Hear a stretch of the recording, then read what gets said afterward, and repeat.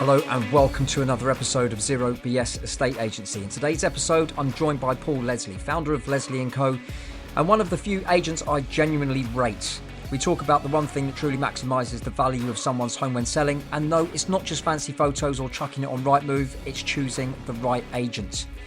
We get into the hard truths most sellers ignore, why inflated valuations are costing people tens of thousands, and why junior negotiators are killing deals behind the scenes, and how to tell if your agent's protecting your sale or just taking orders. This is a brutally honest conversation between two people who've seen behind the curtain. And if you're selling your home or thinking about going solo as an agent, you need to hear this.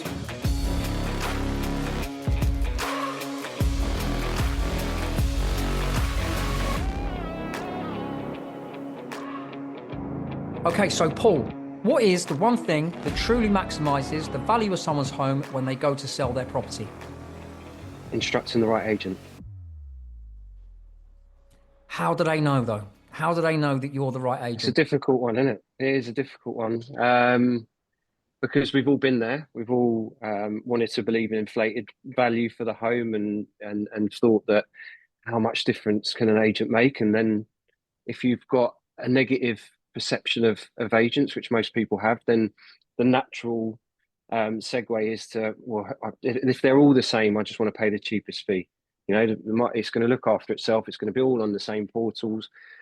So it's a difficult one, and you get a snapshot in somebody's living room to sort of try and explain your unique customer benefits, but ultimately there are people that are rewarded for lying in this industry, and they inflate valuations, tie people into long contracts, and I think that a lot of properties sell under their market value because they've picked the wrong agent.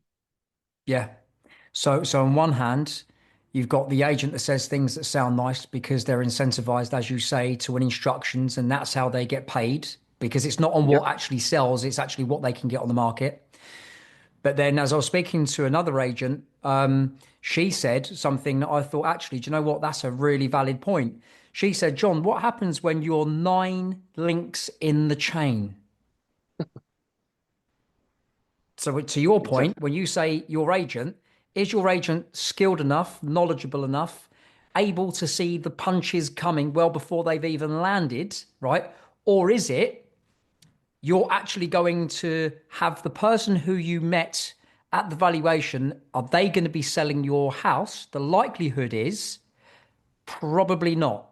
And you're No, probably going to be left with one of the junior negotiators that is now 100%. dealing with the biggest transaction of your life. Yeah, you get the A team win the business, and then it gets handed to the B team to deliver. And like you said, I think people, when they're making that decision, they're thinking about photos, and they're thinking about portals, and they're thinking about, how much impact can the agent make, and they think about the very, very early stages of the process. But that's such a small part of it. Don't get me wrong; it's really, really important, but it's such a small part of actually getting them the best price. And the best price isn't necessarily the best offer, because in this country, things are not certain until exchange of contracts. So people are reneging. Is the person you're trusting with that process strong enough to push back on a survey, which again is another flawed process, which is somebody that charges you a couple of grand just to indemnify themselves and not actually give an opinion, and says go and talk to two or three other professions to find out the specifics. So it's not just that, getting it online, it's that whole journey. How long is it going to take? How certain is it? There's loads of other elements. But people, unfortunately, just are fixated on that getting it online piece. And I think that it makes it even more difficult to differentiate the other bits. If I could change one thing overnight, I'd implement the Scottish system. I wouldn't have any agents valuing properties. They're not qualified. They're not RICS certified.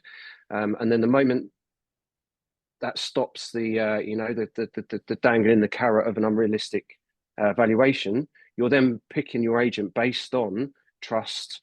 Who can unlock that little bit more, who's going to get me through the process, who's going to protect the price up until exchange. And I think that changes the game. Mm. Yeah. Because it's not, you're right, it's not just the opinion of the buyer who is actually signing on the dotted line.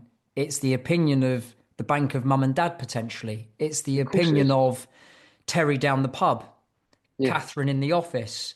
It's yeah, the yeah, opinion of so many other people, the solicitor. For example, when I've been selling flats inside central London, and solicitors are acting for the purchaser way outside of London, and they're saying, what, £1.5 million for a flat that's less than 1,000 square feet? Are you mad? Suddenly now the buyer's like, actually, am I mad?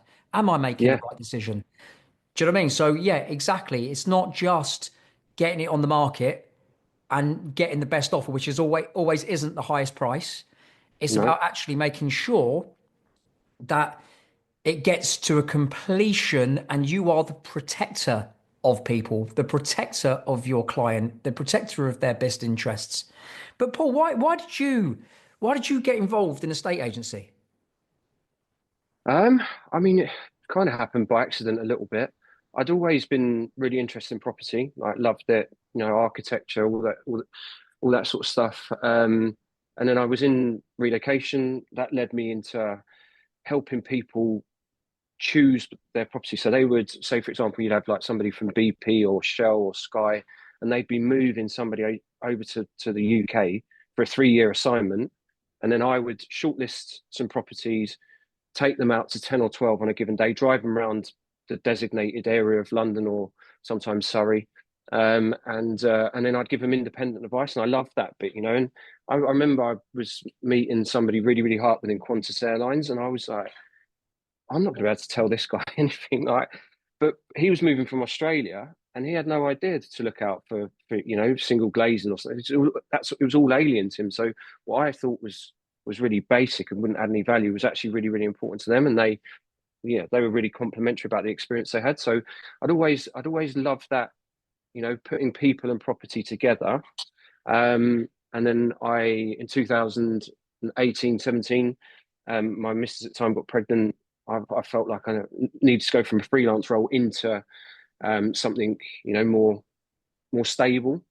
And because of that relationship with lettings agents, I'd built up, a few agents I could reach out to and say I was looking for something. I was lucky enough to be offered a position with Savills. And then why did I do it my own way? It was a couple of reasons. One, I didn't really fit in at Savills, and my ethos and my way of doing things wasn't aligned with theirs. So I just wanted to do it my way. I'd always seen it being done, and don't get me wrong, Savills was one of the better ones, but I'd seen it done really, really poorly. People go into a £2.5 million listing, and they've never seen it before. And then making a joke with the buyer that's going to spend £2.5 million. Oh yeah, it's my first time seeing it as well. That is in no other. If somebody was selling super yachts or private jets, there's no way that they are dealing with people that know every singular detail about the product they're selling. Even you go into Tesla, and the salesperson there will know every single detail about the car. Never would they even think about having someone on their first day going, "Yeah, it's my first time. I've never driven a Tesla either. But let's go for a spin." Just wouldn't happen. But it's commonplace in our industry, and for me, it's frightening, absolutely frightening. Yeah, because it's someone like you say, it's not just the buyer potentially buying a property that wants information.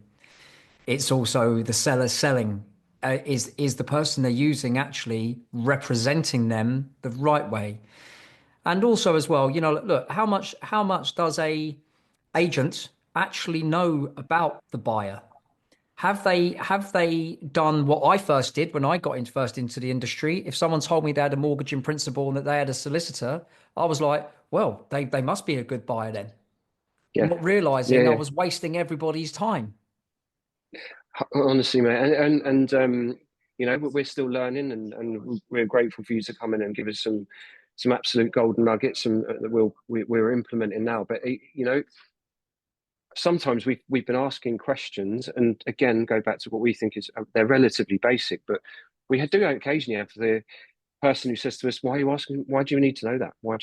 Like, we've booked 10 other viewings, and the other agents haven't asked us. And I'm like, well, two things here. One, we really want to get into make sure that this property is a good fit for you, and two, we want to know the individual that we're taking into somebody else's house.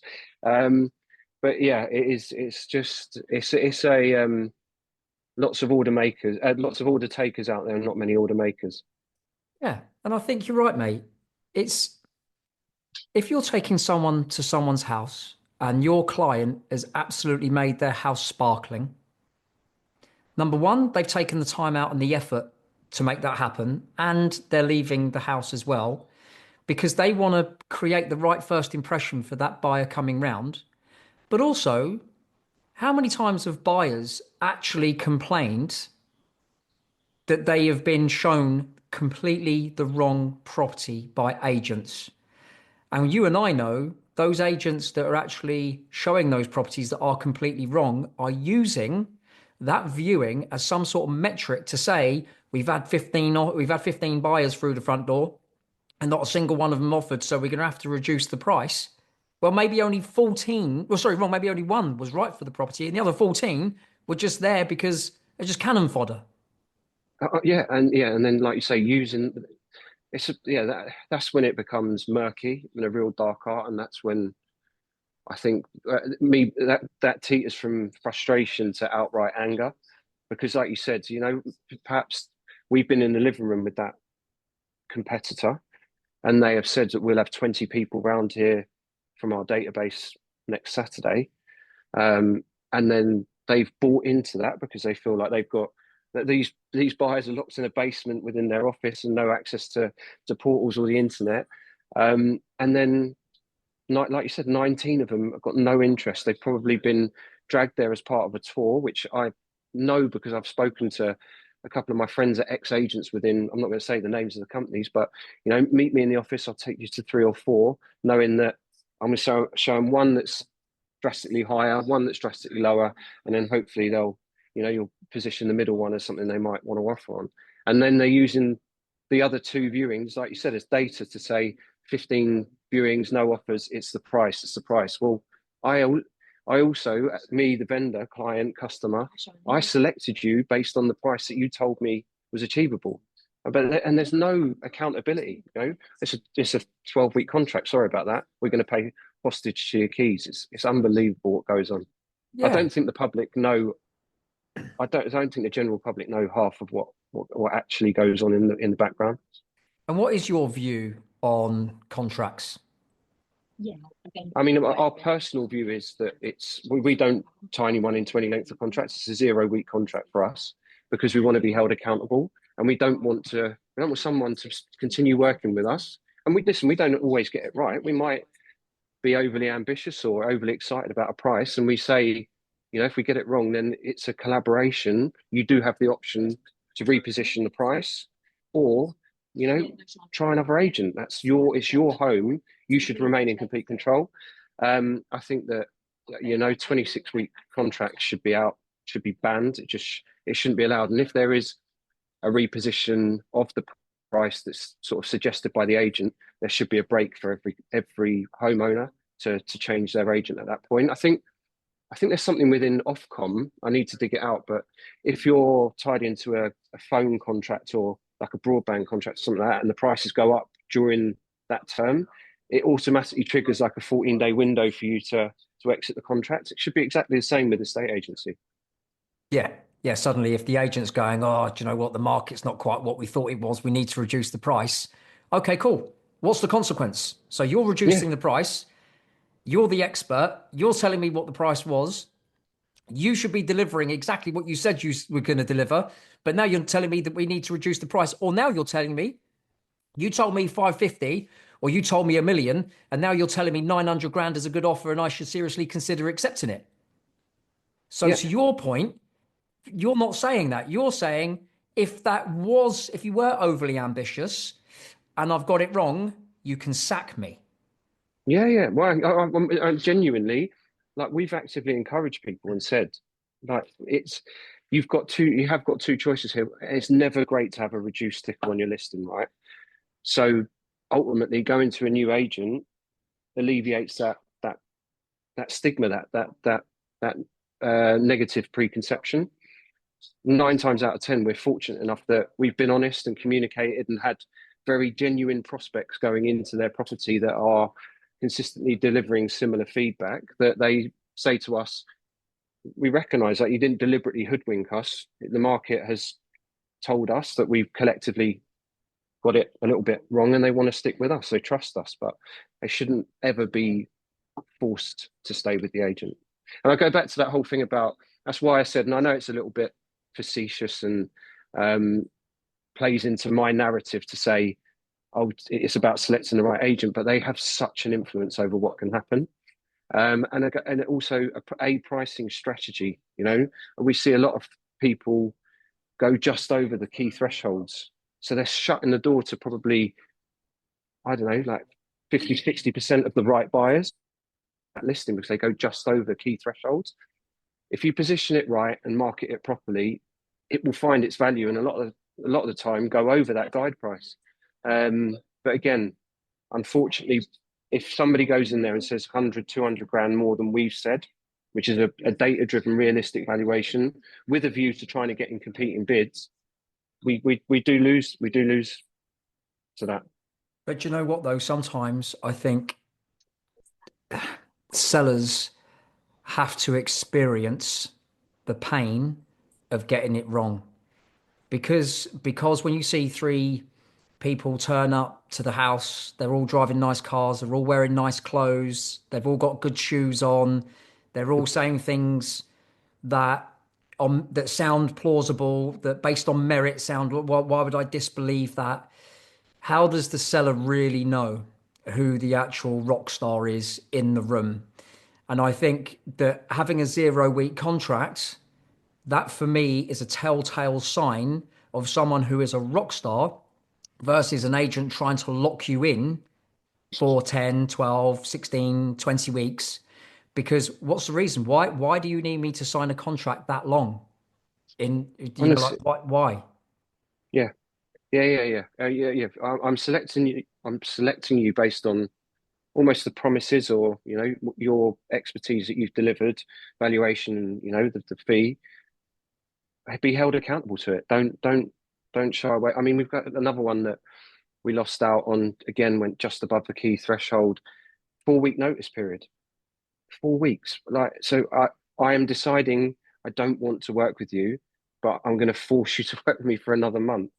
Like, it's just I don't know how agents have been getting away with it for so long. It's yeah, no other. I can't think of any other industry, especially service industry in the world where you would be able to say to somebody, "I'm really unhappy. I want to leave, but we're going to lock you in for another 4 weeks." Like madness. And then another human being actually does that. But it's so strange. On my TikTok channel, I have said, so for example, where an agent has said that they believe that they can get 800 grand for a Mhm. £685,000 flat, I have said to the sellers out there on my TikTok, guys, if they believe they can get it and they're a big, massive, reputable business, they are going to have buyers that they have pre-registered before your house or your flat comes to market. I am saying to you, right, if they believe they can do it, give them the keys, but they are not allowed to market your home. Yeah, You are not allowed to sign their contract. You can only send them an email to say if they sell the property at what they're telling you they can sell, then you will pay them the fee that you've both agreed. But they have the next 5 to 7 days to bring over their top 10 buyers. yeah, And if they don't materialize, you have lost nothing because you've not exposed your property to the market. But once you expose it to the market and once you sign that contract, you are stuffed. But the comments I've had on the TikTok channel is no agent's going to agree to that. No agent's going to agree to that. They'll just say that their boss won't allow it. And I'm like, but why would you give it to them then? exactly. Yeah, yeah.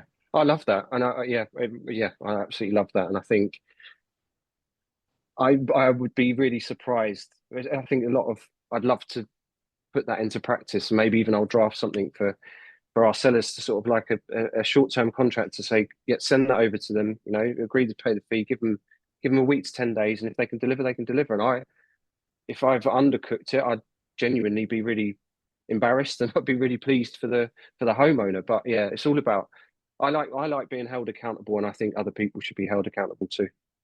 Yeah, absolutely. Right. I also just quickly, I don't think you can undervalue. Oh, you I can't. think it's really difficult to undervalue. You know, like you see, and I'm not saying houses should be sold on eBay, but you know, you see the listings that start at 99p versus the ones that start at much higher. The ones that start there achieve a better price because they get more people interested, and you know, they compete against each other. It's same with auctions. It is the same within reason. Within, obviously, you're going to be in a ballpark, but if you hit a key portal threshold and it's competitive, I think more often than not, you're going to get competing interest, and competing interest not only guarantees your best price, but it gives you a choice of buyer and gut feeling. You know, somebody, are they just trying to win the bidding war and then reposition the price after survey or something like that?